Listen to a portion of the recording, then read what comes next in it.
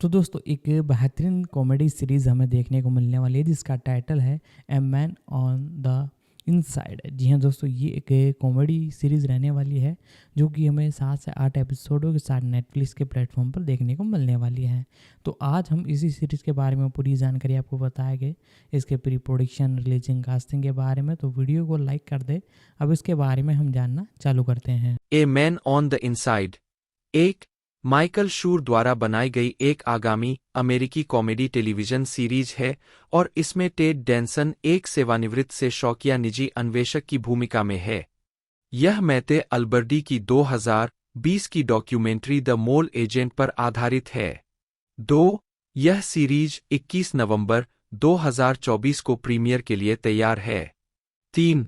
गालना Ted डेंसन Charles के रूप में 4, मैरी एलिजाबेथ एलिस एमिली के रूप में 4, स्टेफनी बीट्रिज दीदी के रूप में 4, जूली के रूप में लीला रिच क्रीक एस्ट्रारा 4, स्टीफन मैकिनले हेंडरसन कैल्बर्ट के रूप में 4, सैली स्ट्रूथर्स वर्जीनिया के रूप में 4, यूजीन कोर्डेरो जोएल के रूप में 4, मार्गरेट एवरी फ्लोरेंस के रूप में 4, जॉन गेट्स इलियट के रूप में 4, सुसान रटन ग्लेडिस के रूप में 4, लोरी टेन चिन सुसान के रूप में 4, क्लाइड कुसात्सु ग्रांट के रूप में 4, मार्क इवान जैक्सन इवान के रूप में 4, जामा विलियमसन बीट्राइस के रूप में 4, व्याट यांग 1, ड्यूस बास्को 1, लिंकन लैम्बर्ट 1, केरी ओमेली 1। उत्पादन मार्च 2023 में यह घोषणा की गई कि डेंसन श्रृंखला में अभिनय करेंगे। 2. बाकी कलाकारों की घोषणा फरवरी 2024 में की गई थी। उस समय श्रृंखला का शीर्षक ए क्लासिक स्पाई था। 4. उसी वर्ष अगस्त में नेटफ्लिक्स ने श्रृंखला से पहली झलक छवियां जारी की। 1. शूर के अनुसार द मोल एजेंट को टेलीविजन सीरीज में रूपांतरित करने का विचार मॉर्गन सेकेट का था। सेकेट ने शूर को भेजे एक ईमेल के जरिए यह भी सुझाव दिया कि डेंसन मुख्य भूमिका निभाए। 5. मुक्त करना ए मैन ऑन द इनसाइड 21 नवंबर 2024 को नेटफ्लिक्स पर रिलीज होने वाली है। माइकल हर्बर्ट शूर, जन्म 29 अक्टूबर 1975, 1-2-3, एक अमेरिकी टेलीविजन निर्माता, लेखक, निर्देशक और अभिनेता है। वह कॉमेडी सीरीज द ऑफिस के अमेरिकी रीमेक के निर्माता और लेखक थे और उन्होंने ऑफिस निर्माता ग्रेग डेनियल के साथ पार्क्स एंड रिक्रिएशन का सहनिर्माण किया। उन्होंने द गुड प्लेस बनाया, कॉमेडी सीरीज ब्रुकलिन 99 का सहनिर्माण किया और मास्टर ऑफ नन सीरीज के निर्माता थे। उन्होंने द ऑफिस में मोसे श्रुते का किरदार भी निभाया। 2021 में वह Peacock comedy series Rutherford Falls के 3 सहनिर्माताओं में से एक थे। शूर की कॉमेडी में आमतौर पर बड़ी, विविध कास्ट शामिल होती है। उनके शो से ब्रेकआउट स्टार उभरे हैं। वह आशावादी चरित्रों को पेश करता है जो अक्सर मजबूत दोस्ती और स्थायी प्यार पाते हैं। 4, 5, 6 ऐसे प्लॉट के माध्यम से जो अच्छे दिल वाले मानवतावादी गर्मजोशी को प्रदर्शित करते हैं। 7 सितंबर 2021 तक शूर को 19 प्राइम टाइम एमी अवार्ड्स के लिए नामांकित किया गया है, जिसमें से 2 सैटरडे नाइट लाइव 1997 से 2004 और द ऑफिस में उनके काम के लिए जीते हैं। 8 प्रारंभिक जीवन और शिक्षा शूर का जन्म 1975 में मिशिगन के एन आर्बर में यूनिवर्सिटी ऑफ मिशिगन अस्पताल में एक यहूदी परिवार में हुआ था। 9 उनके माता पिता वॉरेन एम. शूर और एनी हर्बर्ट है। परिवार चला गया और उनका पालन पोषण वेस्ट हार्टफोर्ड, कनेक्टिकट में हुआ। 11 शूर ने वेस्ट हार्टफोर्ड में William H. Hall high school में पढ़ाई की। 12 उन्होंने 1997 में हार्वर्ड विश्वविद्यालय से अंग्रेजी में बीए के साथ फी बीटा कप्पा से स्नातक किया, जहां वे हार्वर्ड लैम्पून के अध्यक्ष थे। 13 शूर के पिता वारेन ने भी हार्वर्ड में पढ़ाई की थी। 14 आजीविका 1998 से 2005। 1998 से शूर एनबीसी के सैटरडे नाइट लाइव पर एक लेखक थे।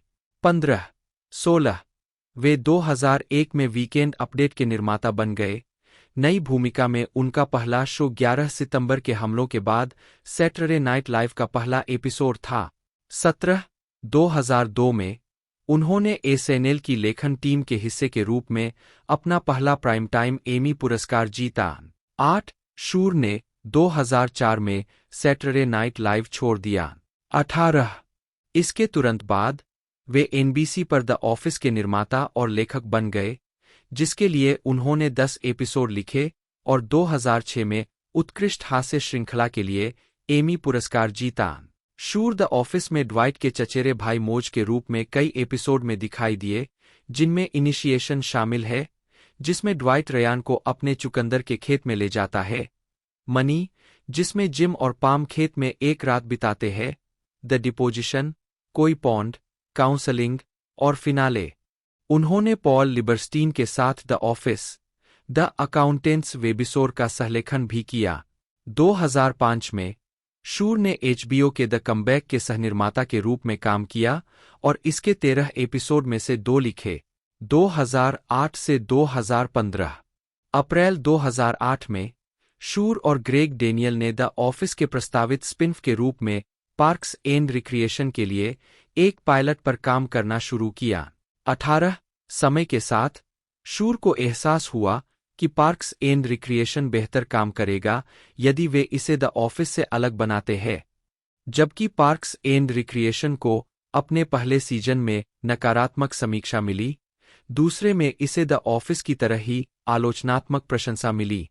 19 शूर ने केन ट्रेमेंडस के छद्म नाम से फायर जो मॉर्गन, एक खेल पत्रकारिता ब्लॉग के लिए भी लिखा। 20 उन्होंने 31 मार्च 2011 को पेन नाम को पुनर्जीवित किया, जब उन्होंने एसबी नेशन की बेसबॉल नेशन साइट के लिए लिखना शुरू किया। 21 @केंट्रेमेंडस शूर का ट्विटर हैंडल भी है। 1997 से 2004 शनिवार की रात लाइव नहीं हाहा 138 एपिसोड लिखे, वीकेंड अपडेट का निर्माण किया। 2005 से 2014 वापस लौटना नहीं हाहा 2 एपिसोड लिखे। 2005 से 2013 कार्यालय नहीं हाहा 12 एपिसोड लिखे, 13 एपिसोड में दिखाई दिए। 2006 पूरी तरह से कमाल का नहीं टेलीविजन फिल्म। 2009 से 2015 पार्क और मनोरंजन हाहा कार्यकारिणी सहनिर्माता, 19 एपिसोड लिखे, 9 एपिसोड निर्देशित किए। 2013 से 2021 ब्रुकलिन 99 हाहा कार्यकारिणी सहनिर्माता, 2 एपिसोड लिखे, 2 एपिसोड निर्देशित। 2016 काला दर्पण नहीं एपिसोड, नोजडाइव, रशीदा जोन्स के साथ सहलिखित।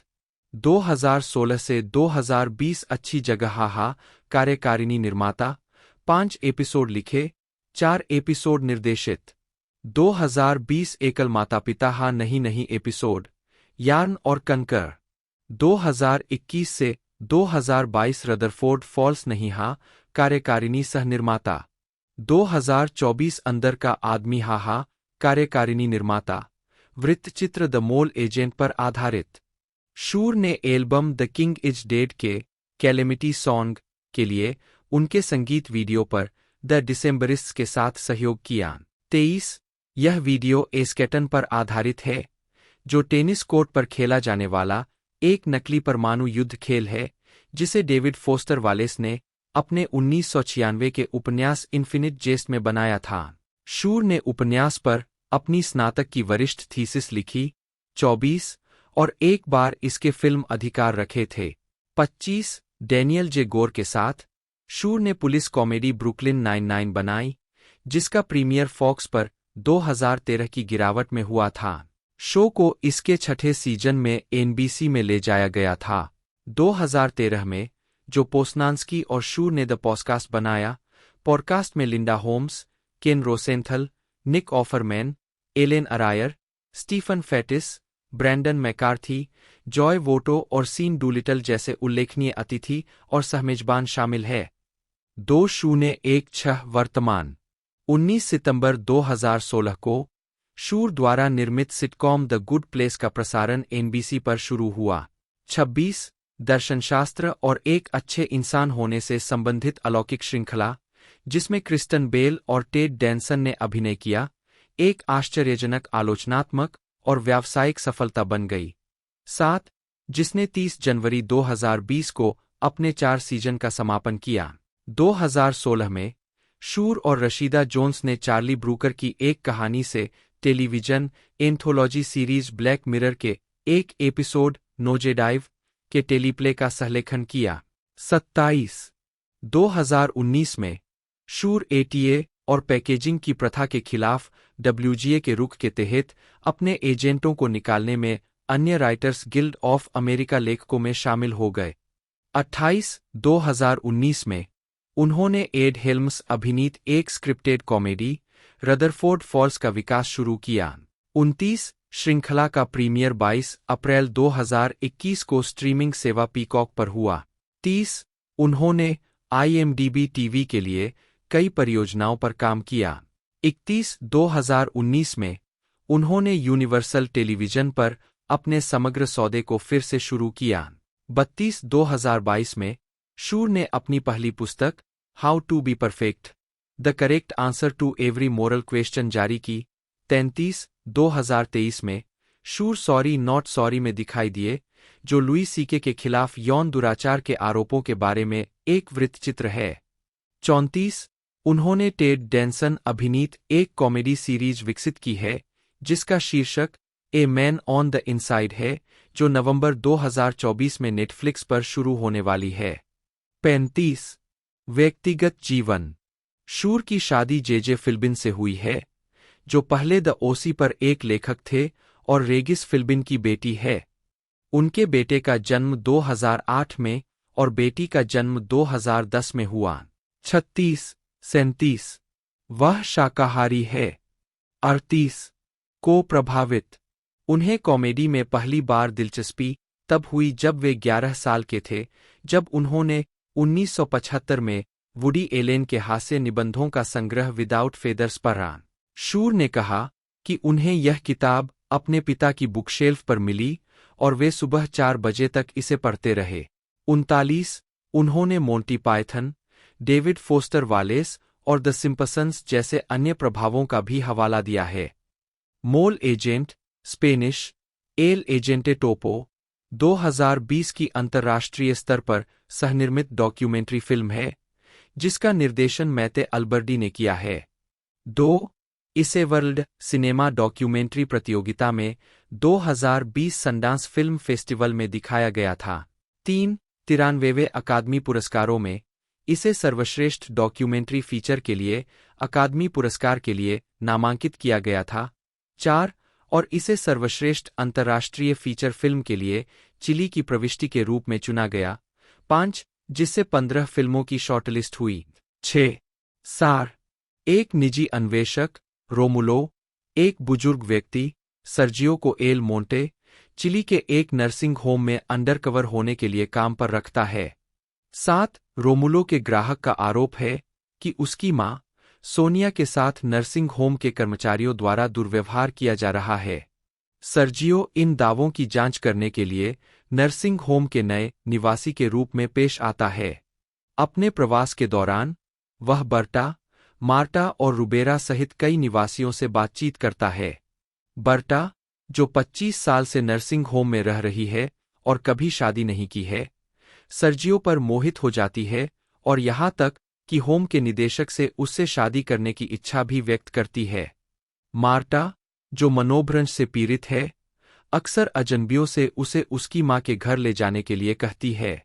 सर्जियो को पता चलता है कि मार्टा सोनिया सहित अन्य निवासियों का सामान चुराती है। एक बिंदु पर मार्टा भाग जाती है, लेकिन अंततः पुलिस द्वारा वापस ले ली जाती है।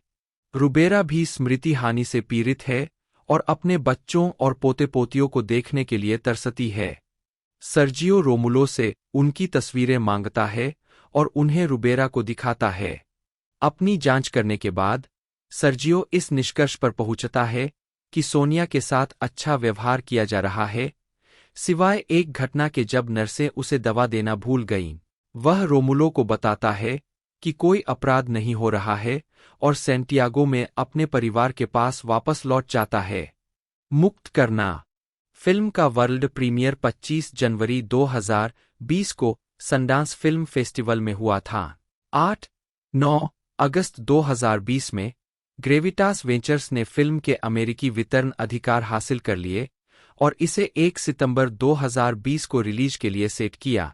10 यह फिल्म नीदरलैंड में 10 दिसंबर 2020 को सिनेमा डेलिस्टेशन द्वारा रिलीज की गई थी। 11 इसे संयुक्त राज्य अमेरिका में पीबीएस पर 25 जनवरी 2021 को उनके पीओवी कार्यक्रम के हिस्से के रूप में प्रसारित किया गया था।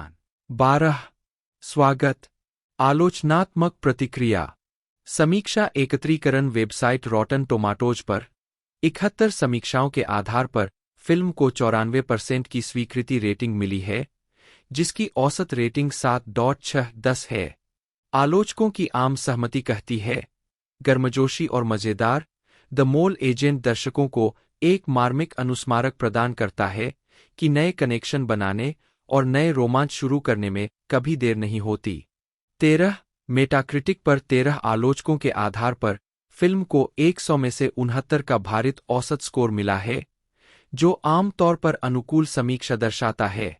14 द न्यूयॉर्क टाइम्स के ग्लेन केनी ने फिल्म की सकारात्मक समीक्षा करते हुए टिप्पणी की, फिल्म के लोग दिल को छू लेने वाले हैं और इसका परिणाम दयालु, मानवीय और ध्यान देने योग्य है। 15 रोजरिबर्ट.com के निक एलन ने फिल्म को 4 में से 3 स्टार दिए और लिखा, यह वृत्तचित्र अपनी कोमलता के साथ सफल होता है, जबकि हमें स्पष्ट रूप से याद दिलाता है कि समाज अपने बुजुर्गों को कितनी आसानी से भूल सकता है। 16 पुरस्कार और नामांकन। द मोल एजेंट को कई पुरस्कार और नामांकन मिले हैं।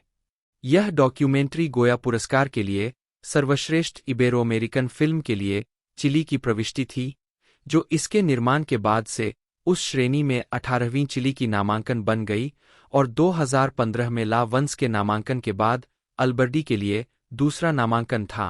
93वें अकादमी पुरस्कारों में फिल्म को सर्वश्रेष्ठ डॉक्यूमेंट्री फीचर माई ऑक्टोपस टीचर से हारकर के लिए नामांकित किया गया था और सर्वश्रेष्ठ अंतर्राष्ट्रीय फीचर फिल्म के लिए शॉर्टलिस्ट भी किया गया था।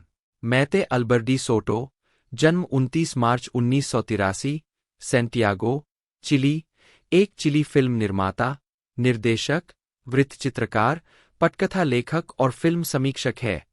1 वह माइक्रोमुंडो प्रोडक्शंस की संस्थापक है।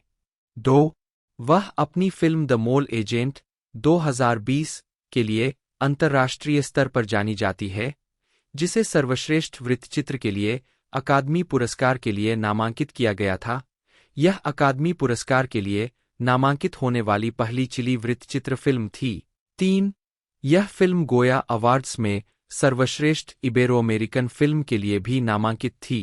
उनकी अगली फिल्म द इटर्नल मेमोरी ने उनकी अंतर्राष्ट्रीय पहचान को और आगे बढ़ाया।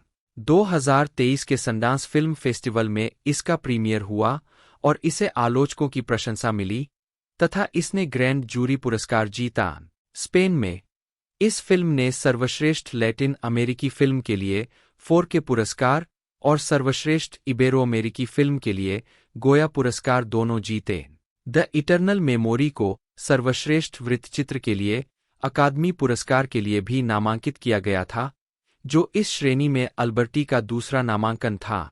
अपनी documentaries La Once, the tea time 2014 और लॉस निनोस, द ग्रोनअप्स 2016 के लिए उन्होंने international documentary film festival Amsterdam में सर्वश्रेष्ठ महिला डॉक्यूमेंट्री निर्देशक का पुरस्कार जीता। आजीविका। अल्बर्डी चिली के पोंटिफिकल कैथोलिक विश्वविद्यालय से एक निर्देशक और फिल्म निर्माता है और कई विश्वविद्यालयों में वृत्तचित्र निर्देशन पढ़ाते हैं। 4 एक फिल्म समीक्षक के रूप में उनके कामों को वेबसाइट ला फुगा पर प्रकाशित किया गया है, जो कि 2005 में सैंटियागो, चिली में स्थापित एक फिल्म अध्ययन पत्रिका है, जिसका उद्देश्य चर्चा और अकादमिक प्रतिबिंब का एक क्षेत्र खोलना, सिनेमैटोग्राफिक सांस्कृतिक क्षेत्र के लिए रुचि की अप्रकाशित सामग्री का उत्पादन और प्रसार करना है। 1 उन्होंने एक पुस्तक, थियोरियस डेल सिने डॉक्यूमेंटल एन चिली, 1957 से 1973 का सहलेखन किया। 4-5 उन्हें डॉक्यूमेंट्री शाखा के तहत जून 2018 में academy of motion pictures arts and sciences के सदस्य के रूप में आमंत्रित किया गया था। 6 वह लॉस रेस के लिए अभिनय निर्माता भी थीं, जिसमें 2 आवारा कुत्तों के जीवन का अनुसरण किया गया था, क्योंकि वे चिली की राजधानी सैंटियागो में सबसे पुराने स्केट पार्क लॉस रेस के आसपास घूमते हैं। 7 शिक्षा माइटे अल्बर्डी के पास चिली के पोंटिफिकल कैथोलिक विश्वविद्यालय से सौंदर्यशास्त्र और सामाजिक संचार में डिग्री है। 1 फिल्मोग्राफी 2004 से अल्बर्डी ने इनमें से प्रत्येक फिल्म के निर्माण में विभिन्न भूमिकाएं निभाई है। फिल्मों के मूल स्पेनिश शीर्षक के बाद उनके अंग्रेजी अनुवाद या अंग्रेजी में दिए गए शीर्षक कोष्ठक में दिए गए हैं।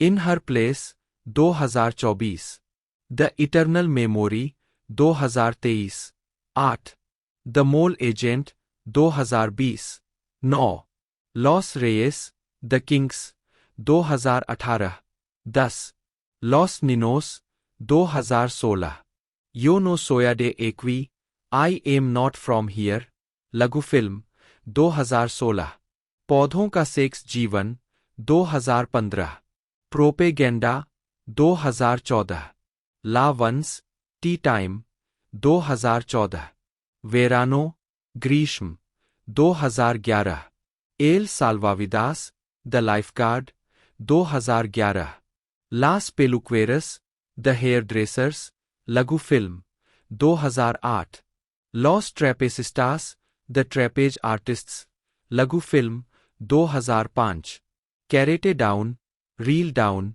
लघु फिल्म 2004, डेनसन 2006 में सीरीज टेलीविजन में लौटे। ABC sitcom help me help you में एक मनोचिकित्सक की भूमिका निभाई, जिसे कम रेटिंग के कारण मध्य सत्र में रद्द कर दिया गया था। 2006 में भी डेनसन को Knights of the South Bronx में उनकी भूमिका के लिए एक टीवी मूवी या मिनीसीरीज में एक पुरुष अभिनेता द्वारा उत्कृष्ट प्रदर्शन के लिए स्क्रीन एक्टर्स गिल्ड अवार्ड के लिए नामांकन मिला। 2007 में डेनसन ने एफएक्स नेटवर्क नाटक डैमेज में एक भ्रष्ट अरबती आर्थर फ्रोबिशर के रूप में अभिनय किया। भूमिका ने उन्हें ड्रामा सीरीज में उत्कृष्ट सहायक अभिनेता के लिए एमी नामांकन दिलाया, लेकिन वह सहकलाकार जेल्को इवानेक से हार गए। दूसरे सीजन के दौरान डेनसन मुख्य कलाकारों में से एक के बजाय एक आवर्ती चरित्र बन गए। गीत के बोलों में भी उनका उल्लेख है। डेनसन ने एचबीओ सिटकॉम बोरल टू डेथ में जॉर्ज क्रिस्टोफर की भूमिका निभाई, जो एडिशन पत्रिका के संक्षिप्त और कभी-कभी बिल्कुल बचकाने संपादक थे। आलोचकों ने अक्सर डेनसन की प्रशंसा कार्यक्रम के मुख्य आकर्षण के रूप में की। उनके चरित्र को दृश्य चुराने वाला कहा।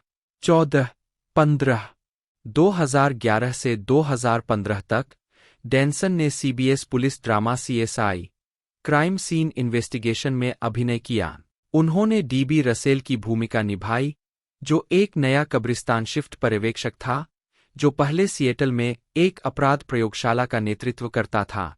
टोनी शालहॉब, रॉबिन विलियम्स और जॉन लिथको को भी इस भूमिका के लिए माना गया था।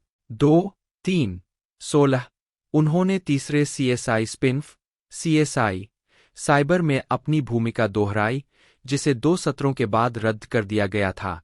2015 में डेनसन टीवी शो फार्गो के दूसरे सीजन में शेरिफ हैंक लार्सन की भूमिका निभाते हुए दिखाई दिए। 2016 से 2020 तक Danson NBC sitcom the good place में माइकल के किरदार में क्रिस्टन बेल के साथ दिखाई दिए। माइकल के रूप में उनके प्रदर्शन के लिए उन्हें कई पुरस्कारों के लिए नामांकित किया गया और जीता गया। डेनसन ने एनबीसी सिटकॉम मिस्टर मेयर 2021 से 2022 में मुख्य भूमिका निभाई थी, जिसमें वह एक धनी व्यवसायी की भूमिका निभाते हैं, जो गलत कारणों से लॉस एंजल्स के मेयर के लिए चुनाव लड़ता है। Beef and dairy network podcast के एपिसोड 109, जिसका शीर्षक टेड डेनसन है, में डेनसन ने अपना एक अलग संस्करण, जिसे अभिनेता टेड डेनसन कहा गया है, निभाया है, जो 460 मिलियन टन अनाज का ऋण वसूलने की कोशिश कर रहा है। व्यक्तिगत जीवन, विवाह और रिश्ते। दिसंबर 2009 में डैनसन अपनी पत्नी मैरी स्टीनबर्गन के साथ, डैनसन और उनकी पहली पत्नी, अभिनेत्री रैंडल रैंडी गोश, रैंडी डैनसन के रूप में जानी जाती है, का विवाह 1970 में हुआ और 1975 में उनका तलाक हो गया। 18 डैनसन की दूसरी पत्नी निर्माता कैसंड्रा केसी कोट्स थीं, जिनसे उन्होंने 1977 में शादी की थी। 24 दिसंबर 1979 को अपनी पहली बेटी केट को जन्म देते समय कोट्स को स्ट्रोक हुआ। डैनसन ने कई साल उसकी देखभाल की और उसे स्वस्थ होने में मदद की। बाद में उन्होंने दूसरी बेटी एलेक्सिस को गोद लिया। 19 अभिनेत्री वूपी गोल्डबर्ग के साथ उनके अफेयर ने 1993 में उनके तलाक में योगदान दिया। 20 उस समय इसे हॉलीवुड के सबसे महंगे तलाक में से एक के रूप में जाना जाता था और कथित तौर पर डैनसन को इसकी कीमत $30 मिलियन चुकानी पड़ी थी। 21 वूपी गोल्डबर्ग 1988 के अंत में द आर्सेनियो हॉल शो में एक अतिथि के रूप में उनकी मुलाकात अभिनेत्री वूपी गोल्डबर्ग से हुई। वे उन्हें एक सेक्सी, मजाकिया महिला के रूप में वर्णित करते हैं। 22 वे दोस्त बन गए और 1990 में हेल्प सेव प्लेनेट अर्थ में थे, जो पर्यावरण को बचाने के बारे में है। डैनसन ने खुद की भूमिका निभाई, गोल्डबर्ग ने मदर अर्थ की भूमिका निभाई। 23 अप्रैल 1992 में मेड इन अमेरिका बनाते समय दोनों रोमांटिक रूप से शामिल हो गए, एक जोड़ी जो नेशनल इंक्वायरर जैसे गपशप टैब्लॉयड में काफी दिखाई गई थी। यह जोड़ा उसी वर्ष rock the vote TV special में भी दिखाई दिया। 24 वे नील बैरेट जूनियर के पिंक वोदका ब्लूज के पैरामाउंट निर्मित संस्करण में अभिनय करने के लिए तैयार थे। 25 जिसे मार्शल ब्रिकमैन ने लिखा था। उद्धरण वांछित डैनसन को 8 अक्टूबर 1993 को प्रेस में नकारात्मक चर्चा मिली, जब उन्होंने गोल्डबर्ग के सम्मान में फ्रायर्स क्लब कॉमेडी रोस्ट में ब्लैकफेस पहनकर प्रस्तुति दी और कई नस्लवादी गालियां दीं। बाद में गोल्डबर्ग ने स्केच का बचाव करते हुए बताया कि उन्होंने बहुत सी सामग्री लिखने में मदद की थी और डैनसन को मेकअप आर्टिस्ट के पास भेजा, जिसने सामाजिक आलोचना के रूप में उनका चेहरा चित्रित किया था। 26 मैरी स्टीनबर्गेन 7 अक्टूबर 1995 को डैनसन ने अभिनेत्री मैरी स्टीनबर्गेन से शादी की, जिनसे उनकी मुलाकात 1993 में पोंटियाक मून के सेट पर हुई थी और वह स्टीनबर्गेन के बच्चों लिली और चार्ली के सौतेले पिता बन गए, जो अभिनेता मैल्कम मैकडोवेल से उनकी पिछली शादी से थे। 27 डैनसन कई बार पौधे आधारित आहार पर रहे हैं। 28 29 लेकिन 2016 तक वह पेसेटेरियन आहार पर है। 30 डैनसन एपिस्कोपेलियन है। एडवर्ड ब्रिज डैनसन 3 जन्म 29 दिसंबर 1947, एक अमेरिकी अभिनेता और हास्य अभिनेता है। उन्होंने एनबीसी सिटकॉम चीयर्स में मुख्य किरदार सैम मेलोन की भूमिका निभाकर स्टारडम हासिल किया, जिसके लिए उन्हें 2 प्राइम टाइम एमी अवार्ड और 2 गोल्डन ग्लोब अवार्ड मिले। उन्हें कानूनी ड्रामा डैमेजेस 2007 से 2010 और NBC comedy the good place 2016 से 2020 के लिए एमी नामांकित किया गया था। उन्हें 1999 में हॉलीवुड के वॉक ऑफ फेम पर एक स्टार से सम्मानित किया गया था। 1 डैनसन ने 1978 में crime drama the onion field में अपनी फिल्मी शुरुआत की। उनकी ब्रेकआउट फिल्म भूमिका 3 मेन एंड ए बेबी 1987 और 3 men and a little lady 1990 में जैक होल्डन के रूप में थी। उन्होंने body heat 1981, creepshow 1982, dad 1989 और सेविंग प्राइवेट रयान 1998 में भी अभिनय किया। टेलीविजन पर डैनसन की अन्य प्रमुख भूमिकाओं में सीबीएस सिटकॉम बेकर 1998 से 2004, CBS drama CSI crime scene investigation 2011 से 2015 और सीएसआई साइबर 2015 से 2016 शामिल है। 2-3 2015 में उन्होंने एफएक्स की एंथोलॉजी सीरीज फार्गो के दूसरे सीजन में अभिनय किया। उन्होंने HBO comedies bored to death 2009 से 2011 और कर्ब योर एंथुसियाज्म 2000 से 2024 और NBC सिटकॉम मिस्टर मेयर 2021 से 2022 में भूमिकाएं निभाई है। डैनसन को महासागर संरक्षण में उनकी लंबे समय से चली आ रही सक्रियता के लिए भी जाना जाता है। मार्च 2011 में उन्होंने अपनी पहली पुस्तक Oceana our endangered oceans and what we can do to save them प्रकाशित की, जिसे पत्रकार माइकल डीरसो के साथ लिखा गया था। 1995 से उनकी शादी अभिनेत्री मैरी स्टीनबर्गन से हुई है। प्रारंभिक जीवन और शिक्षा 29 दिसंबर 1947 को सैन डिएगो में डैनसन का जन्म हुआ।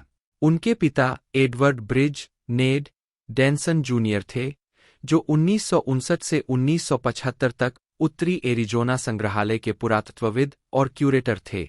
उनके पिता जेसिका हैरियट नी मैकमास्टर थे। 4-5 उनकी एक बड़ी बहन जेसिका एन जॉन हॉरी है। 5 डैनसन का पालन पोषण मुख्य रूप से फ्लैगस्टाफ एरिजोना में हुआ। 6 उनकी स्कॉटिश और अंग्रेजी विरासत है। उनके पूर्वज औपनिवेशिक न्यू इंग्लैंड में रहते थे और वे एनी हचिंसन जैसी ऐतिहासिक हस्तियों के वंशज है। 7-8 1961 में 14 साल की उम्र में डैनसन ने कनेक्टिकट में एक विश्वविद्यालय प्रारंभिक विद्यालय केंट स्कूल में दाखिला लिया। वह बास्केटबॉल टीम में एक स्टार खिलाड़ी था। बाद में स्टैनफोर्ड विश्वविद्यालय में भाग लेने के दौरान उन्हें नाटक में रुचि हो गई। एक बेहतर अभिनय कार्यक्रम की तलाश में उन्होंने पेंसिल्वेनिया के पिट्सबर्ग में कार्नेगी मेलन विश्वविद्यालय में स्थानांतरित कर दिया। उन्होंने 1972 में ड्रामा में BFA के साथ स्नातक किया। 9 आजीविका डैनसन ने अपने टेलीविजन करियर की शुरुआत डेटाइम सोप ओपेरा समरसेट में एक कॉन्ट्रैक्ट प्लेयर के रूप में की थी। 10 उन्होंने 1975 से 1976 तक टॉम कॉनवे की भूमिका निभाई। 1977 में उन्होंने daytime soap opera the doctors में डॉ. मिशेल पियर्सन की भूमिका निभाई, जो 1975 में पहले भी एक अन्य किरदार डॉ. चक वेल्डन के रूप में दिखाई दिए थे। 11 वह कई विज्ञापनों में भी थे, जिनमें सबसे उल्लेखनीय अरामिस मैन था। 12 1970 के दशक के अंत और 1980 के दशक के प्रारंभ में टेलीविजन पर उनकी अतिथि प्रस्तुतियों में Laverne and Shirley, BJ and the bear, family, Benson, taxi, Magnum, PI, the amazing Spiderman, Tucker witch और मिसेज कोलंबो शामिल है। 1990 में 42वें एमी अवार्ड्स में डैनसन। 1982 में डैनसन को NBC के सिटकॉम चीयर्स में सैम मेलोन की भूमिका में लिया गया, जो कि एक पूर्व स्थानीय लीजेंड बेसबॉल खिलाड़ी और बारटेंडर था। शो में उनका कॉलेज शिक्षित परिष्कृत डायने चेम्बर्स के साथ एक बार फिर से रिश्ता बनता बिगड़ता रहता है। हालांकि यह शो अपने पहले सीजन में रेटिंग में सबसे निचले स्थान पर रहा, लेकिन इसे आलोचकों द्वारा अच्छी प्रतिक्रिया मिली। 1983 तक रेटिंग में धीरे धीरे सुधार हुआ और 1986 तक चीयर्स टेलीविजन पर शीर्ष 10 सबसे ज्यादा देखे जाने वाले शो में से एक था।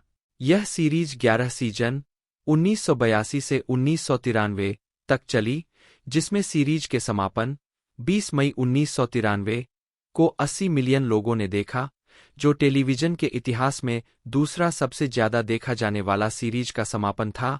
1993 में चीयर्स ने उत्कृष्ट हास्य श्रृंखला के लिए 4 एमी पुरस्कार जीते। शो में अपने समय के दौरान डैनसन ने सैम मेलोन की भूमिका के लिए अपने 11 लगातार एमी नामांकनों में से 2 जीते और अपने 9 गोल्डन ग्लोब नामांकनों में से 2 जीते। 2002 में टीवी गाइड पत्रिका ने चीयर्स को 18वां अब तक का सबसे महान शो नाम दिया। 15 दिसंबर 1988 को डैनसन एक छोटी सी कार दुर्घटना में शामिल हो गए, जिसमें उनकी नाक से खून बहने लगा। उन्हें थोड़ा दर्द हुआ, लेकिन उनकी नाक नहीं टूटी। खून से लथपथ नाक को चीयर्स के episode how to win friends and electrocute people में लिखा गया था। इसे टाइम के अब तक के 100 महानतम शो में शामिल किया गया था। 13 डेंसन ने फ्रेजियर के दूसरे सीजन के एपिसोड में सैम मेलोन की भूमिका को दोहराया। डेंसन कई फिल्मों में भी काम कर चुके हैं।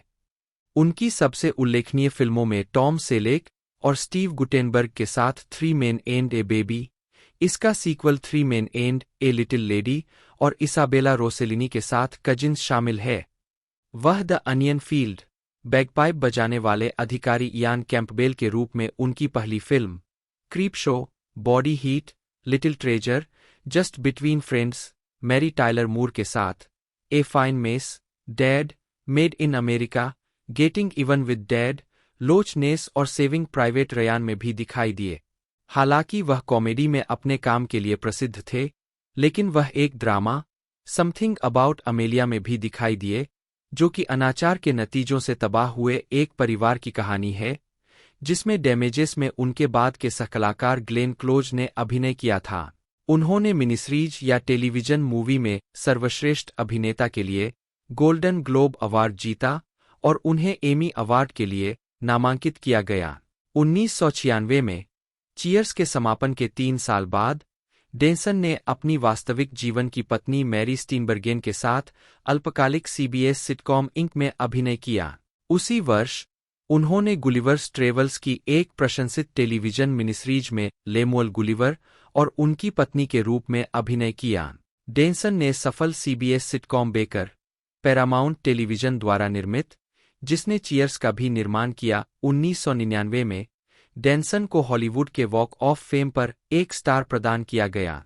डेविड माइनर, जन्म 15 नवंबर 1969, एक अमेरिकी टेलीविजन निर्माता, 2 और प्रतिभा प्रबंधक है, जिन्हें 30 rock, parks and recreation, Brooklyn 99, master of none और अनब्रेकेबल किम्मी श्मिट पर एक कार्यकारी निर्माता के रूप में उनके काम के लिए जाना जाता है। 3, 4, 5 प्रारंभिक जीवन। माइनर ने स्किडमोर कॉलेज में पढ़ाई की, जहां 1988 में उन्होंने स्कूल के पहले इम्प्रोवाइजेशनल कॉमेडी ग्रुप की स्थापना की और 1990 में नेशनल कॉलेज कॉमेडी फेस्टिवल का निर्माण किया, जो 25 से अधिक वर्षों से चल रहा एक वार्षिक कार्यक्रम है। 6 उन्होंने शिकागो में द सेकंड सिटी में समर इंटर्न के रूप में भी काम किया। 7 आजीविका। स्नातक होने के बाद माइनर न्यूयॉर्क लौट आए, जहां वे जल्द ही शहर के सबसे लंबे समय से चल रहे improvisational theatre, Chicago city limits के साथ एक निर्माता और कंपनी के सदस्य बन गए। 1995 में वे टैलेंट मैनेजमेंट और प्रोडक्शन फर्म 3 आर्ट्स एंटरटेनमेंट में शामिल होने के लिए लॉस एंजल्स चले गए, जहां वे पार्टनर बन गए। 8 माइनर टीना फे के मैनेजर है। 7 पुरस्कार और नामांकन। 30 रॉक के निर्माण के लिए उत्कृष्ट हास्य श्रृंखला के लिए 3 एमी पुरस्कार जीतने के अलावा माइनर को 16 अतिरिक्त एमी नामांकन, 9 के साथ साथ गोल्डन ग्लोब और पीबॉडी पुरस्कार भी मिले हैं। फिल्मोग्राफी। टक्सन से अभिवादन 2003, द ट्रेसी मॉर्गन शो 2003 से 2004, कारपूलर्स 2007, ह्यूमन जायंट 2007 से 2008, 30 रॉक 2006 से 2013, पार्क और मनोरंजन 2009 से 2015, ब्रुकलिन 99 2013 से 2021, मुलाने 2014, मास्टर ऑफ नन 2015 से 2021, अनब्रेकेबल किम्मी श्मिट 2015 से 2019, द गुड प्लेस 2016 से 2020। जूली गोल्डमैन एक अमेरिकी फिल्म निर्माता और कार्यकारी निर्माता है। उन्होंने 2009 में मोटो पिक्चर्स की स्थापना की। वह ऑस्कर नामांकित और एमी पुरस्कार विजेता निर्माता और वृत्तचित्र फीचर फिल्मों और श्रृंखला की कार्यकारी निर्माता है। 1-2 जीवन और कार्य। जूली गोल्डमैन ऑस्कर नामांकित और एमी पुरस्कार विजेता वृत्तचित्र फीचर फिल्मों और श्रृंखला की निर्माता और कार्यकारी निर्माता है। Julie Amazon Studios Sundance Institute producer award और सिनेरीज प्रोड्यूसर अवार्ड पाने वाली पहली वृत्तचित्र निर्माता है। उन्होंने नानफू वांग की नई film in the same breath का निर्माण किया, जिसका प्रीमियर 2021 के सनडांस फिल्म फेस्टिवल की शुरुआती रात को हुआ। उन्होंने हाल ही में टॉड हेन्स द्वारा निर्देशित द वेलवेट अंडरग्राउंड का निर्माण किया, जिसका प्रीमियर कांस में हुआ और हाल ही में 2021 में एप्पल प्लस पर रिलीज किया गया, और वह रोजर रॉस विलियम्स और माइटे अल्बर्डी के साथ नई फिल्मों का निर्माण कर रही है। जूली ने ट्रिबेका ग्रैंड जूरी पुरस्कार विजेता सॉक्स ऑन फायर और प्रशंसित गोया पुरस्कार और ऑस्कर नामांकित द मोल एजेंट का कार्यकारी निर्माण किया रिंगसाइड, जिसका विश्व प्रीमियर बर्लिन अंतर्राष्ट्रीय फिल्म महोत्सव में हुआ था और हाल ही में शोटाइम पर शुरू हुआ था, और बुली, कायर, victim, the story of Roy Cohn, जिसका प्रीमियर न्यूयॉर्क फिल्म फेस्टिवल में हुआ था और जून में HBO पर लॉन्च हुआ था। जूली ने एमी पुरस्कार विजेता और ऑस्कर नामांकित Abacus, small enough to jail, the final year और शोटाइम की series murder in the bayou का निर्माण किया। जूली लाइफ एनिमेटेड की निर्माता है, जिसने सनडांस डायरेक्टिंग अवार्ड जीता। इसे 2017 के सर्वश्रेष्ठ डॉक्यूमेंट्री ऑस्कर के लिए नामांकित किया गया और इसने सर्वश्रेष्ठ डॉक्यूमेंट्री के लिए पुरस्कार सहित 3 एमी जीते। वे वेनर की कार्यकारी निर्माता है, जो सनडांस ग्रैंड जूरी पुरस्कार की विजेता है। एमी नामांकित फिल्में और श्रृंखला Gideon's army, 1971, humans of New York, Oscar shortlisted फिल्में, God loves Uganda, Wei Wei, never sorry, 3.5 minutes, 10 bullets, art and craft और ब। फिल्मोग्राफी, फ्री फ्लोटर्स, 1997, विंडोज के लिए digital gremlin, 1999, hellhounds on my trail, the afterlife of Robert Johnson, 2000, X files, 2000, इष्टतम स्वास्थ्य के लिए अच्छा भोजन, 2000, fashion victim, the killing of Gianni Versace, 2001, saving grace, बच्चे और आध्यात्मिकता, 2001, pregnant man, 2001, devil's playground, 2002, Alan Smithee कौन है, 2002, mama Africa, 2002, AMC project TV series the cult of Cindy, 2003, American masters TV series Muddy Waters, can't be satisfied, 2003,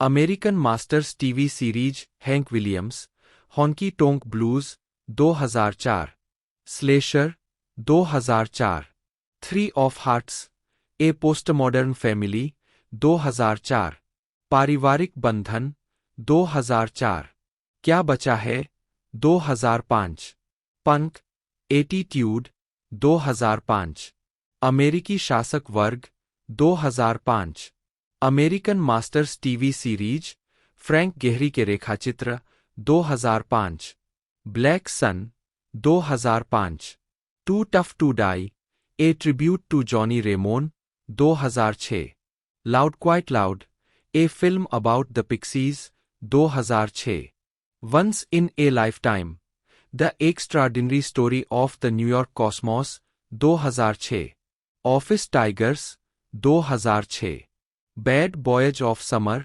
2007, चांद की छाया में, 2007, double time, 2007, crazy sexy cancer, 2007, oh, Saigon, 2007, Alexis Arquette, she's my brother, 2007, cat dancers, 2008, रूरीवादी रुख, 2008, the joy of Lex, 2008, goth cruise, 2008, Sergio, 2009, sweethearts of the prison rodeo, 2009, new world order, 2009, 21 below, 2009, the 9 lives of Marion Barry, 2009, sons of perdition, 2010, मैं प्यार के साथ खतरनाक हूं, 2010, बक, 2011, हमारा school,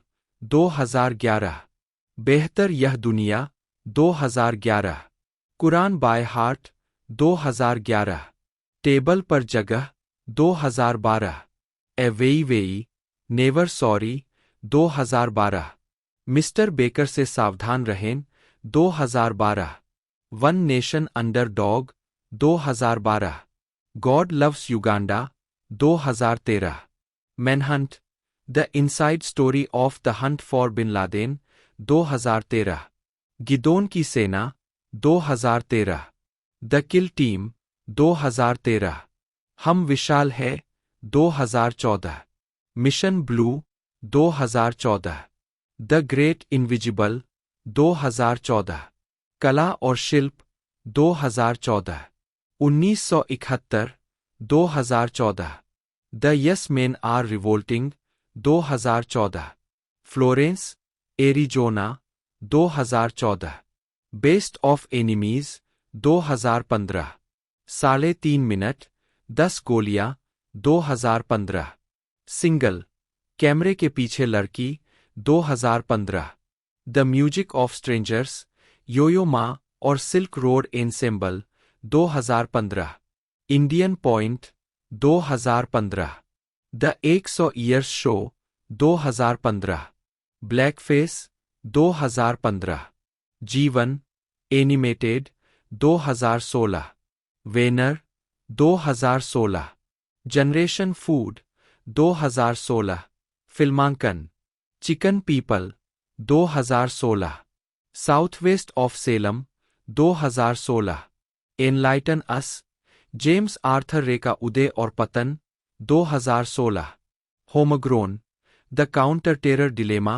2016, एकांतवासी 2016, extremis 2016, abacus small enough to jail 2016, जब भगवान सोता है 2017, शैडोमैन 2017, मेरा परिवार 2017, अंतिम वर्ष 2017, द क्लीनर्स 2018, कल का आविष्कार 2018, अपनी गोलियां ले लो 2018, the raft 2018, charm city 2018, love Gilda 2018, one child nation 2019, ringside 2019, murder in the bayou 2019, गुंडा कायर पीरित रॉय कोहन की कहानी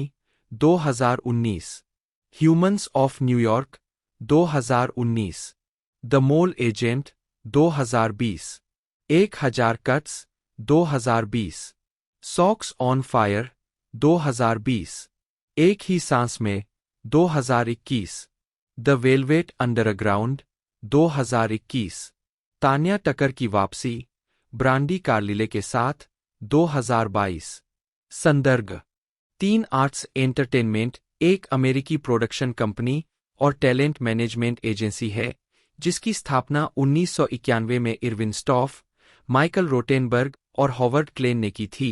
एक कंपनी ने king of the hill, the office, everybody hates Chris, parks and recreation, the Mindy project, Brooklyn 99, it's always sunny in Philadelphia, unbreakable Kimmy Schmidt, American Vandal जैसे TV show का निर्माण किया है और साथ ही एज ऑफ टुमारो, अनब्रोकन और 13 hours, the secret soldiers of Benghazi जैसी फिल्मों का निर्माण भी किया है।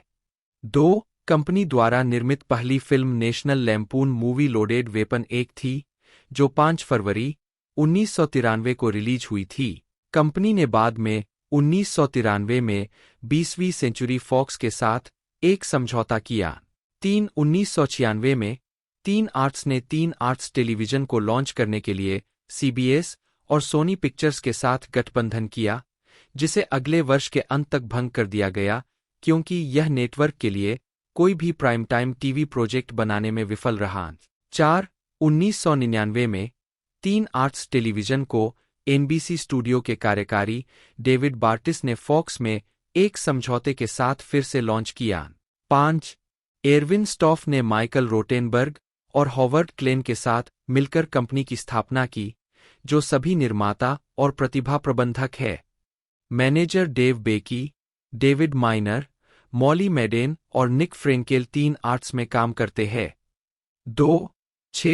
2003 में 3 आर्ट्स को 20वीं सेंचुरी फॉक्स टेलीविजन में एक टेलीविजन डील मिली। 7 मई 2018 में लायंसगेट ने कंपनी में बहुलांश हिस्सेदारी हासिल कर ली। 1-2 विवाद 13 नवंबर 2017 को द हॉलीवुड रिपोर्टर ने प्रकाशित किया कि पामेला एडलॉन ने डेव बेकी को निकाल दिया था जब उनके ग्राहक लुई सीके पर द न्यूयॉर्क टाइम्स के एक प्रकाशन में 5 महिलाओं द्वारा यौन दुराचार का आरोप लगाया गया था। 8 टाइम्स के एक प्रकाशन में कॉमेडियन जूलिया वोलोव और डाना मिन गुडमैन ने डेविड बेकी पर अपने प्रबंधकों के माध्यम से उन्हें सूचित करने का आरोप लगाया कि वे 2002 में एक शो के बाद लुई सीके द्वारा खुद को उजागर करने और उनके सामने हस्तमैथुन करने के अपने अनुभव के बारे में न बोले।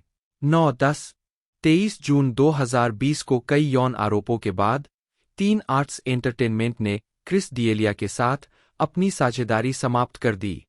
1970 और 1980 के दशक के दौरान यूनी टीवी ने Baretta, the Rockford files, murder, she wrote, Miami vice, the equalizer, the incredible Hulk, battlestar Galactica, Buck Rogers in the 25th century, knight rider, the A team, Simon and Simon और Magnum PI जैसे कार्यक्रमों का निर्माण किया, जिनमें से कई को आलोचकों की प्रशंसा मिली और रद्द होने के बाद कई टीवी फिल्में बनाई गईं।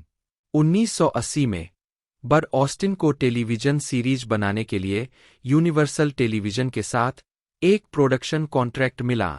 6 अधिक उल्लेखनीय अनुबंधों में से एक लेखक निर्माता डिक वुल्फ का था, जिसका यूनिवर्सल एसोसिएशन 1986 में मियामी वाइस के साथ शुरू हुआ, फिर hit law and order franchise बनाने से पहले कई और शो के लिए लेखन किया। 7 1987 में यूनिवर्सल टेलीविजन, जो तब तक प्राइम टाइम टेलीविजन प्रोग्रामिंग में अग्रणी निर्माता था, ने नेटवर्क प्रोडक्शन वैल्यू के लिए 6 पायलटों के साथ साथ 1987 से 88 सीजन के लिए 3 सीरीज का फैसला किया, जिसमें उन लोगों के साथ विकास सौदे शामिल थे जिन्होंने पहले से ही यूनिवर्सल के साथ अनुबंध किया था। 8 1990 में एमसीए यूनी टीवी ने लॉ एंड ऑर्डर फ्रेंचाइजी शुरू की।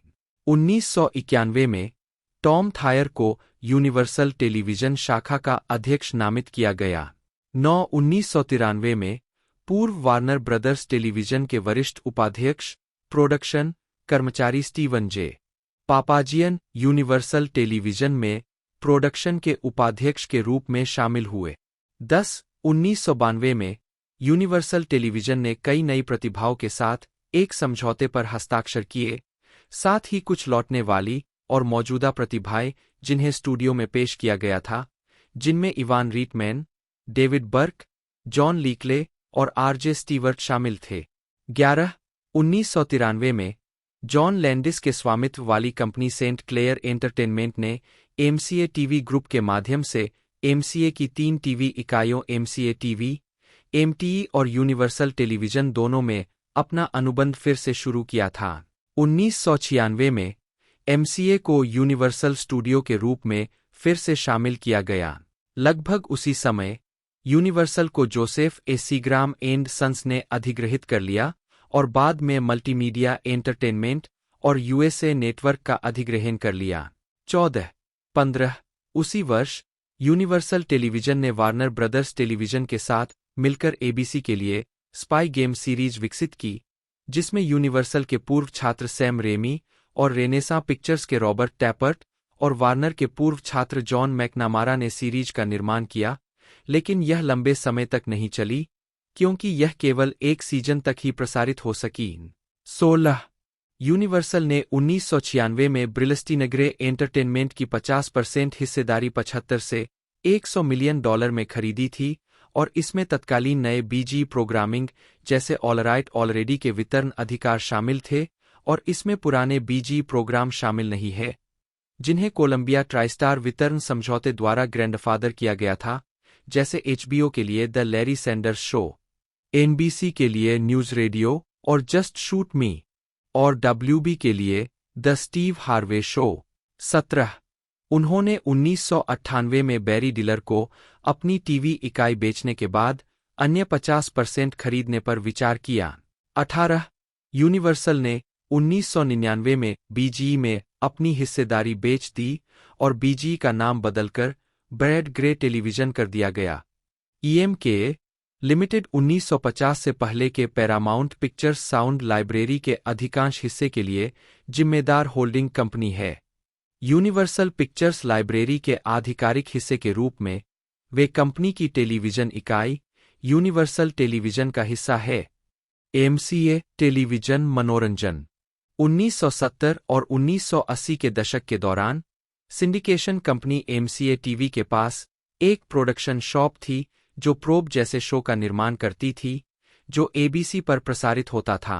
MCA टेलीविजन एंटरटेनमेंट या संक्षेप में MTE की स्थापना 1989 में यूनिवर्सल टेलीविजन के टेलीमूवी और केबल डिवीजन के रूप में की गई थी। यह मुख्य रूप से टीवी के लिए बनी फिल्मों और ड्रीम ऑन जैसे टेलीविजन शो से निपटता था जो HBO जैसे केबल नेटवर्क के लिए बनाए गए थे। यह हॉलीवुड प्रीमियर नेटवर्क के लिए पहले रन सिंडिकेशन प्रोग्रामिंग का निर्माता भी था, जिसे MCA की अपनी सिंडिकेशन शाखा MCA टीवी द्वारा वितरित किया गया था। साथ ही लॉस एंजल्स में KCOP टीवी और न्यूयॉर्क में WWR टीवी जैसे they came from outer space, shades of LA और शी-वुल्फ ऑफ लंदन, लेकिन यह 1990 से 1991 तक केवल एक सीजन तक चला, लेकिन यह लंबे समय तक नहीं चला। 1990 में माइकल लैंडसबरी को श्रृंखला कार्यक्रमों का उपाध्यक्ष, एंजेला मैनकुसो को उत्पादन का उपाध्यक्ष और माइकल हाउब्रिक को स्टूडियो में प्रचार का सहायक निदेशक नामित किया गया। 21 MTE के सबसे उल्लेखनीय ग्राहकों में से एक पापाजियनहिर्श एंटरटेनमेंट था, जिसने स्टूडियो के लिए इन टेलीविजन फिल्मों और श्रृंखलाओं का बड़ा हिस्सा बनाया था। 1996 में इसका नाम बदलकर यूनिवर्सल टेलीविजन एंटरटेनमेंट या संक्षेप में यूट कर दिया गया ताकि MCA के यूनिवर्सल स्टूडियो के रूप में रीब्रांडिंग के साथ संरेखित किया जा सके। अंततः 1998 में इसका नाम बदलकर स्टूडियो USA पिक्चर्स कर दिया गया और 1999 में USA केबल एंटरटेनमेंट में विलय कर दिया गया। 23 MCA टेलीविजन एंटरटेनमेंट भी MCA के स्वामित्व वाली और संचालित उनकी इकाइयों के लिए एक सामूहिक ब्रांडिंग थी और इसने 1996 में यूनिवर्सल फैमिली एंटरटेनमेंट और यूनिवर्सल कार्टून स्टूडियो को अवशोषित कर लिया। Studio USA television USA networks Inc की स्थापना बैरी डिलर ने की थी जब उन्होंने अक्टूबर 1997 में यूनिवर्सल की प्रमुख टेलीविजन संपत्तियां खरीदी थीं। 25 इसकी संपत्तियों में USA नेटवर्क और साइफाई नेटवर्क केबल चैनल के साथ साथ लॉ एंड ऑर्डर जैसी श्रृंखलाएं शामिल थीं। इसके अतिरिक्त कंपनी के पास HSN, टिकटमास्टर समूह और कई टेलीविजन स्टेशन होंगे। 25 यूनिवर्सल टेलीविजन की उत्पादन और वितरण इकाई का नाम बदलकर स्टूडियोज USA कर दिया गया। यूनिवर्सल ने ब्रिलस्टीनगरे एंटरटेनमेंट, पॉलीग्राम के अंतर्राष्ट्रीय चैनलों के अपने 50% शेयर और अपने टेलीविजन लाइब्रेरी के अधिकारों को अपने पास रखा, जबकि लाइब्रेरी के लिए स्टूडियोज USA के साथ दीर्घकालिक घरेलू बिक्री सौदे पर हस्ताक्षर किए। यूनिवर्सल को USA नेटवर्क्स इंक में 45% हिस्सेदारी मिली। ग्रेग मीडेल ने शुरू में इस्तीफा दे दिया। 1999 में USA नेटवर्क्स ने अपना खुद का फिल्म और होम मीडिया डिवीजन बनाया जब उन्होंने अक्टूबर फिल्म्स और पॉलीग्राम फिल्मेड एंटरटेनमेंट की कई प्रोडक्शन और डिस्ट्रीब्यूशन संपत्तियों को $200 मिलियन में खरीदा। 27 स्टूडियो USA नाम के तहत निर्मित अधिकांश नए शो केवल 1 या 2 सीजन के बाद ही विफल हो गए। केवल law and order, special victims unit, law and order, criminal intent और द डिस्ट्रिक्ट को ही बड़ी हिट माना गया। हालांकि बाद के 2 शो क्रमशः 2011 और 2004 में रद्द कर दिए गए थे, लेकिन पहला शो अभी भी चल रहा है। 2000 में क्लाइड फिलिप्स ने स्टूडियो के लिए बनाई गई स्क्रिप्ट विकसित करने के लिए स्टूडियो के साथ एक समग्र समझौते पर हस्ताक्षर किए। 28 2001 में विवेंडी ने यूएसए की मनोरंजन परिसंपत्तियों को अनुमानित 10.3 बिलियन में अधिग्रहित किया।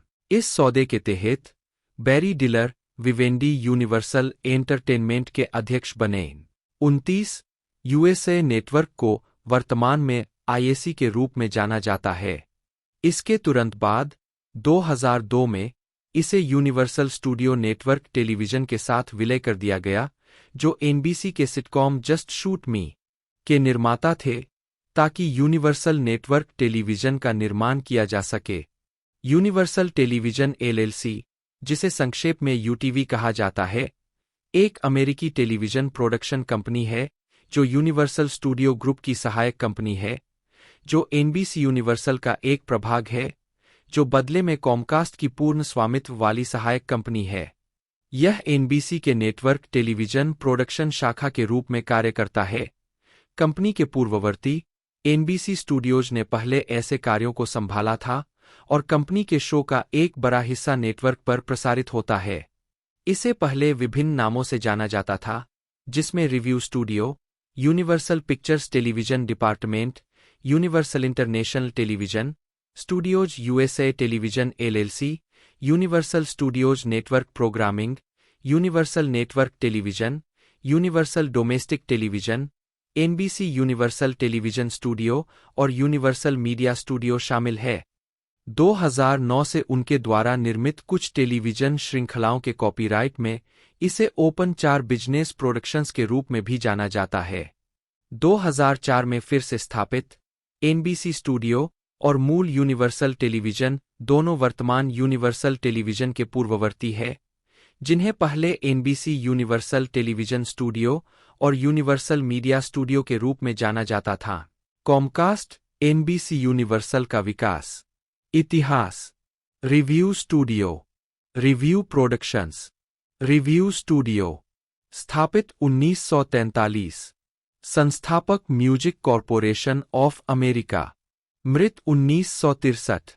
भाग्य इसका नाम बदलकर यूनिवर्सल स्टूडियो कर दिया गया। उत्तराधिकारी यूनिवर्सल टेलीविजन। मालिक एमसीए इंक। माता-पिता एमसीए टीवी। रिव्यू प्रोडक्शंस, जिसे बाद में रिव्यू स्टूडियो के नाम से जाना गया, की स्थापना 1943 में एमसीए इंक द्वारा लाइव रेडियो शो बनाने के लिए की गई थी और द्वितीय विश्व युद्ध के दौरान यूनाइटेड सर्विस ऑर्गेनाइजेशन यूएसओ के लिए stage door canteen live event भी बनाए थे। 1950 में रिव्यू को एमसीए की टेलीविजन प्रोडक्शन सहायक कंपनी के रूप में फिर से लॉन्च किया गया। एनबीसी और रिव्यू की साझेदारी 6 सितंबर 1950 तक चली, जब आर्मर थिएटर का टेलीविजन प्रसारण रेडियो के स्टार्स ओवर हॉलीवुड पर आधारित था। एमसीए ने 1958 में यूनिवर्सल स्टूडियो बैकलॉट खरीदा और इसका नाम बदलकर रिव्यू स्टूडियो रख दिया। यूनिवर्सल पिक्चर्स की तत्कालीन पेरेंट कंपनी डेका रिकॉर्ड्स के साथ विलय के बाद स्टूडियो बैकलॉट का नाम बदलकर फिर से यूनिवर्सल कर दिया गया। 1963 में एमसीए ने यूनिवर्सल पिक्चर्स और रिव्यू स्टूडियो की मोशन पिक्चर और टेलीविजन शाखाओं को मिलाने के लिए यूनिवर्सल सिटी स्टूडियो का गठन किया और 1963 में रिव्यू का आधिकारिक तौर पर नाम बदलकर यूनिवर्सल टेलीविजन कर दिया गया। टेलीविजन के शुरुआती वर्षों के दौरान रिव्यू कई टेलीविजन कार्यक्रमों के निर्माण और वितरण के लिए जिम्मेदार था। इनमें लीव इट टू बीवर शामिल था, जो 1958 से 1963 तक एबीसी में जाने से पहले सीबीएस पर केवल एक सीजन के लिए चला था। इसके अलावा रिव्यू ने एलन हेल जूनियर के बिफ बेकर यूएसए 1952 से 1953 और रॉड कैमरून की तीनों सिंडिकेटेड सीरीज सिटी डिटेक्टिव 1953 से 1955, स्टेट ट्रूपर 1956 से 1959 और कोरोनाडो 9 1960 से 1961 और bill Williams western series the adventures of kit Carson 1951 से 1955 का निर्माण किया। इसने बैचलर प्रोडक्शंस के लिए बैचलर फादर 1957 से 1962, एडमंड ओब्रायन की syndicated crime film Johnny midnight का निर्माण किया, जो न्यूयॉर्क शहर के एक काल्पनिक अभिनेता से निजी अन्वेषक बने व्यक्ति पर आधारित थी। इसकी एक और पेशकश 52 एपिसोड क्रूसेडर थी, जो ब्रायन कीथ की पहली सीरीज थी, जो 1955 से 1956 तक सीबीएस पर प्रसारित हुई। रिव्यू द्वारा निर्मित और ऑडी मर्फी अभिनीत एक और वेस्टर्न व्हिस्परिंग स्मिथ, एनबीसी 1959/61 थी, जो 1948 में इसी नाम की एलन लैड मूवी पर आधारित थी। लीव इट टू बीवर का निर्माण सबसे पहले जॉर्ज गोबल के गोमाल्को प्रोडक्शंस द्वारा किया गया था, फिर 1958 से 1963 तक रिव्यू स्टूडियो के बैक लॉट पर कायरो प्रोडक्शंस द्वारा किया गया था। मैकहेल्स नेवी का निर्माण भी 1962 से 1966 तक रिव्यू द्वारा किया गया था। दिसंबर 1958 में एमसीए रिव्यू ने टेलीविजन सीरीज बनाने के लिए यूनिवर्सल स्टूडियोज के 367 एकड़ बैकलॉट को खरीदा, फिर इसे एक दशक के लिए $1 मिलियन प्रति वर्ष की दर से यूनिवर्सल को वापस पट्टे पर दे दिया। एक रिव्यू ने सीबीएस और एनबीसी के लिए द जैक बेनी प्रोग्राम के बाद के सीजन का निर्माण किया और जैक बेनी के J&M प्रोडक्शंस के साथ मिलकर चेकमेट, सीबीएस के लिए जनरल इलेक्ट्रिक थिएटर और Alfred Hitchcock presents, DuMont television network के लिए स्टूडियो 57 और एनबीसी के लिए tales of Wells Fargo, the restless gun और लार्मी जैसे वेस्टर्न, और साथ ही एनबीसी और एबीसी के लिए वैगन ट्रेन का निर्माण किया। एनबीसी के द वर्जिनियन के पहले 2 सीजन पैरामाउंट पिक्चर्स द्वारा मूल रूप से रिलीज की गई एक फिल्म पर आधारित है, जिसकी 1950 से पहले की theatrical sound feature film library 1958 में एमसीए को बेच दी गई थी। वैगन ट्रेन रिव्यू द्वारा निर्मित एकमात्र टीवी शो था जिसने अमेरिकी टेलीविजन सीजन को पहले स्थान पर समाप्त किया। यूनिवर्सल टेलीविजन मूल संस्करण। यूनिवर्सल टेलीविजन पूर्व यूनिवर्सल स्टूडियो 1963 से 1972। पूर्ववर्ती रिव्यू स्टूडियो स्थापित 1963, मृत 1998। भाग्य नाम बदलकर स्टूडियोज यूएसए टेलीविजन कर दिया गया। उत्तराधिकारी स्टूडियो यूएसए टेलीविजन। मालिक एमसीए 1963 से 1997।